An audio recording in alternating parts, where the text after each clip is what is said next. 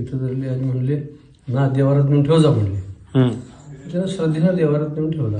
तिथून महाराज माचनूर, बेगमपूर, मोहोळ, सोलापूर, मग अक्कलकोट आणि अक्कलकोटला गेलो. 1878 साली महाराजांनी देह ठेवला. तेव्हा 15व्या दिवशीच्या पावलं उठायला सुरुवात झाली. मग ती पावलं कशी बायका रांगोळीत पावलं काढत नाहीत का, तशी पावलं बरेच दिवस होती. म्हणजे 1890 पर्यंत तशीच होती त्याच्या घराण्यात. त्यानं 1880ला देह ठेवला.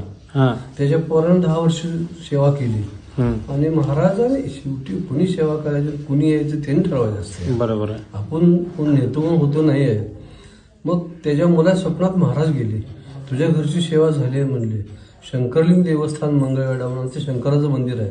त्याचे आमचे आजोबा पुजारी.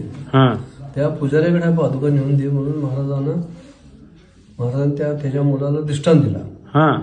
ती तरुण पिढी म्हणून दुसऱ्या वेळा महाराज स्वप्नात आले. मी सांगतो ते ऐकणार तर माझ्याशी गाठ आहे असं कडक शब्द बोलला. तो पहाटे उठला, पादुका डोक्यावर घेतला आणि आमच्या मंदिरात आमच्या आजोबाकडे आणून दिला. 1890ला आमच्याकडे आल्या.